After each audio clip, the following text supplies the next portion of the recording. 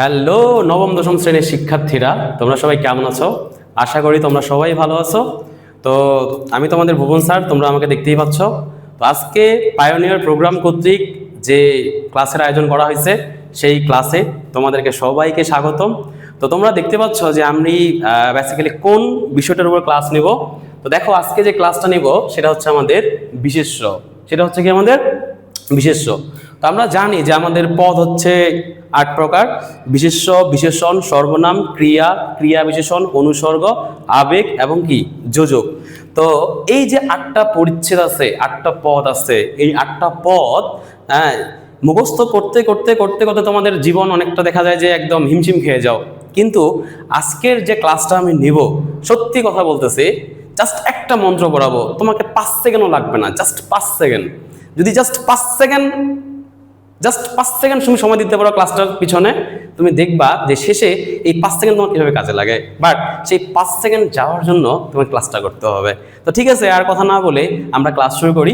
দেখো, আমি এখানে লিখছি বিশেষ্য। তো বিশেষ্য যখন তোমাকে পড়ো বা তুমি তোমার বইয়ে যখন তুমি দেখো যে বিশেষ্য কাকে বলে, বিশেষ যে শ্রেণী বিভাগগুলো আছে, হ্যাঁ, যখন তুমি পড়ো তখন তুমি দেখো যে যেই শব্দ দ্বারা কোনো ব্যক্তি, বস্তু, স্থান, গুণ, ভাব, কাজের নাম বোঝায় সেটাকে বিশেষ্য বলে। বাট হ্যাঁ, এখন যদি তোমাকে বলে যে পুরো বিশেষ্যের জগৎটা তুমি বলো, তাহলে দেখা যায় কি তুমি কিভাবে মুখস্থ করো হজবরল করে যে ব্যক্তিবাচক বিশেষ্য, স্থানবাচক বিশেষ্য, ব্যক্তি নাম, স্থান নাম, কাল নাম, সৃষ্টি নাম, ঠিক আছে, এইভাবে মুখস্থ করো। তারপর হচ্ছে নামবাচক বিশেষ্য, জাতিবাচক বিশেষ্য, বস্তুবাচক বিশেষ্য, গুণবাচক বিশেষ্য, ভাববাচক বিশেষ্য, ক্রিয়াবাচক বিশেষ্য। দেখো, এত এত ভেজাল করার দরকার নেই তোমার। জাস্ট তুমি একটু খেয়াল করবা যে আমি একটা মন্ত্র লিখছি, সেই মন্ত্রটা কি, জাস্ট মন্ত্রের মাধ্যমে তোমার বিশেষ্য কি হবে, ক্লিয়ার হবে। জাস্ট একটা মন্ত্র। এই মন্ত্রটা কি দেখো তো, আমি বলছি নাজা বৎসম গুকরি। দেখো, নাজা বৎসম গুকরি, নাজা বৎসম গুকরি, নাজা বৎসম গুকরি। তো দেখো, হয়তো আমি একটু ফাস্টলি বললাম। দেখো, না যা বস সম গুকরি, না যা বস সম গুকরি, না যা বস সম গুকরি। তো এই নাজা বৎসম গুকরি কথাটা বলতে কি তোমার 5 সেকেন্ডের বেশি সময় লাগলো? লাগার কথা না। এই নাজাবৎসম গুকরি তুমি যদি মনে রাখো, তোমার পুরো বিশেষ্য তোমার নখদর্পণে। জাস্ট একটু যদি মনে রাখো, যে বিশেষ্যের এই নাজাবৎসম গুকরি মন্ত্রটা তোমাকে বইটার পড়তেই হবে না, জাস্ট ক্লাসটা করো। দেখো, নাতে হচ্ছে নামবাচক বিশেষ্য, যাতে হচ্ছে জাতিবাচক বিশেষ্য, দেখো বস্তে হচ্ছে বস্তুবাচক বিশেষ্য, সমহতে হচ্ছে সমষ্টিবাচক বিশেষ্য, গুতে হচ্ছে গুণবাচক বিশেষ্য, আর কৃতে হচ্ছে ক্রিয়াবাচক বিশেষ্য বা আমাদের ভাববাচক বিশেষ্য। তো ডিয়ার স্টুডেন্ট, দেখো আমরা আজকে পুরো বিশেষ্যটা, এই যে পুরো বিশেষ্যের মধ্যে কি কি আছে সেই জিনিসটা তোমাকে আমি ধরে ধরে বোঝাই দিব। তো দেখো, আমরা যদি বিশেষ্যের প্রথমেই যদি আমরা আমাদের স্লাইডটা একটু দেখার চেষ্টা করি, তোমরা একটু দেখো।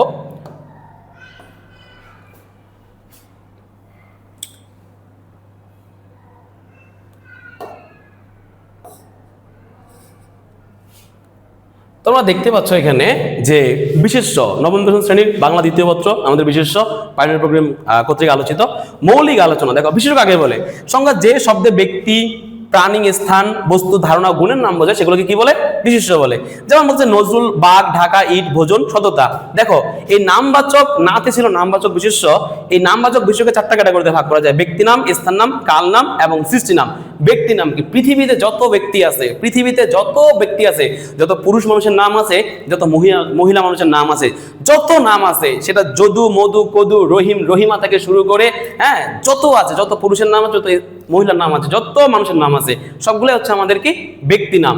স্থান নাম: পৃথিবীতে যে কোনো স্থানের নাম, সেটা দেশের নাম হতে পারে, সেটা বিভাগের নাম হতে, জেলার নাম হতে পারে, উপজেলার নাম হতে পারে, সেটা যে কোনো লোকাল প্লেসের নাম হতে পারে, স্থানের নাম হতে পারে, সেটা আমাদের 6 রাস্তার মোড় হতে পারে, ঘাটিপাড়া হতে পারে, ঠিক আছে, যে কোনো স্থানের নামই হচ্ছে আমাদের স্থান নাম। কাল নাম: তোমাদের পরীক্ষার জন্য সবচেয়ে গুরুত্বপূর্ণ যে বিষয়টা, সেটা হচ্ছে কি তোমাদের কাল নাম।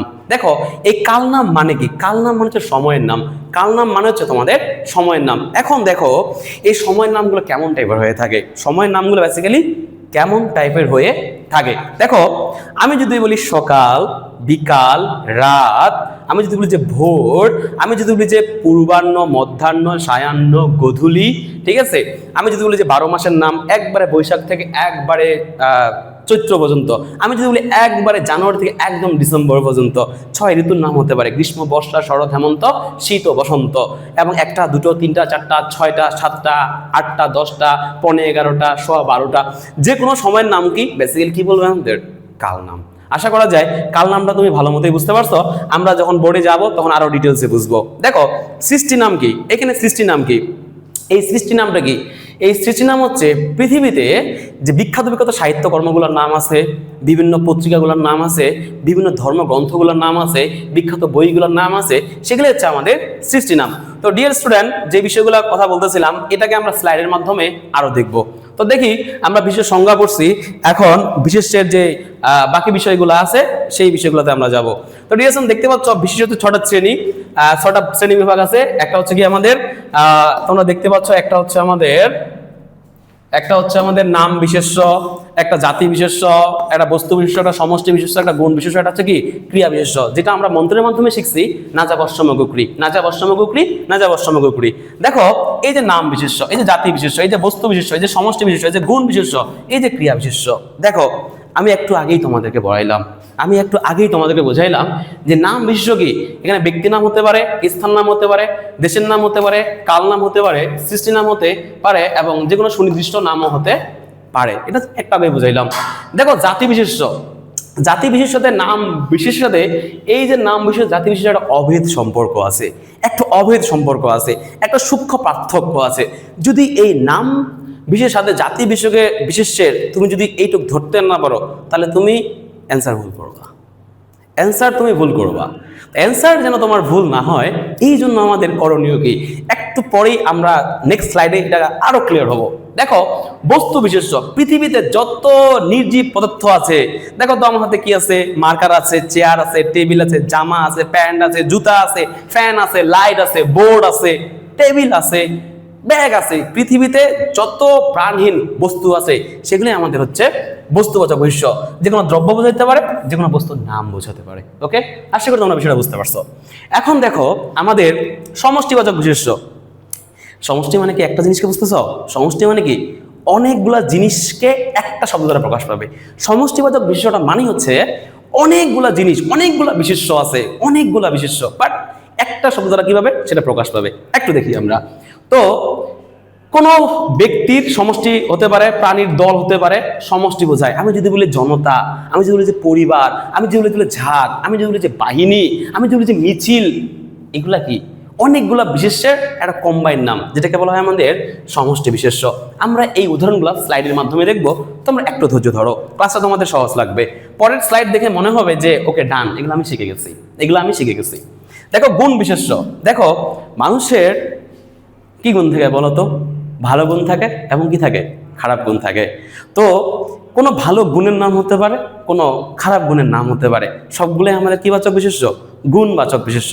আমি যদি সততায়, তোমার সততায় আমি মুগ্ধ হলাম, হ্যাঁ, তার দিনটা দেখি আমি কান্নায় ভেঙে পড়লাম, ঠিক আছে। এই যে সততা, এই যে দীনতা, এই যে মনুষ্যত্ব, হ্যাঁ, এই যে ভদ্রতা, এই সৌজন্যতা, ঠিক আছে, এগুলা কি? এগুলো হচ্ছে আমাদের গুণবাচক বিশেষ্য। দেখো তারপরে লাস্ট আমাদের এই যে দেখো এখানে ক্রিয়া বিশেষ্য।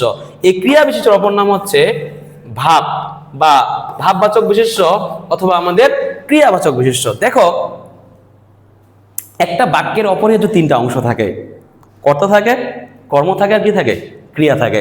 তো কর্তা থাকে এবং কর্তা, কর্ম আর কি ক্রিয়া থাকে, এই 3টা ছাড়া বাক্য হয় না। অপরিহার্য বাক্যের 3টা অংশ, কর্তা, কর্ম আর কি বলতো, ক্রিয়া।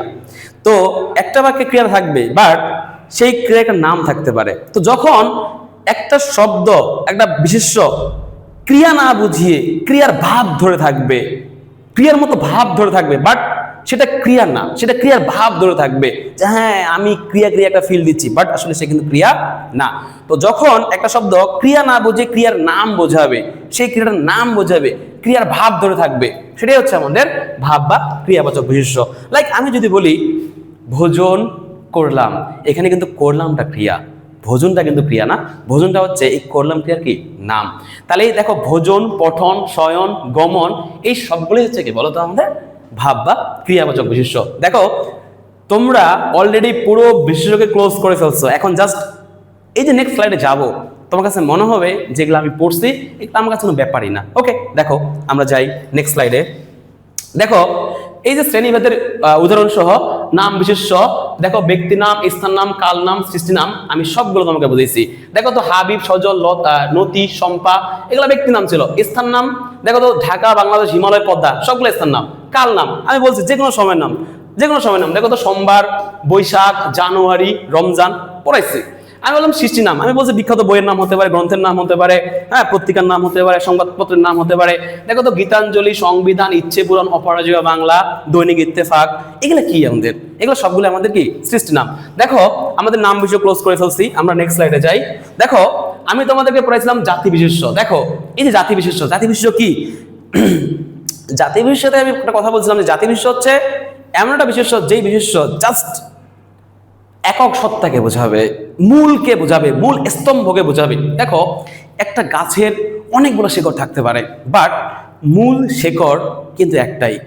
তো জাতি বিশেষ্যটাও ঠিক তেমনই, মূল স্তম্ভকে বা একক সত্তাকে বোঝাবে। দেখো আমি যদি বলি রুই, কাতলা, মৃগেল, এইগুলা কিসের নাম? মাছের নাম।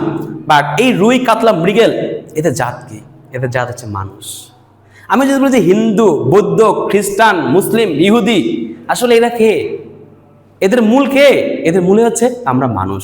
ঠিক আছে, আমি যদি বলি যে পদ্মা, মেঘনা, যমুনা, কর্ণফুলী, এগুলো বিভিন্ন নদীর নাম, বাট আমি যদি বলি এদের জাত কি? এদের জাত হচ্ছে নদী।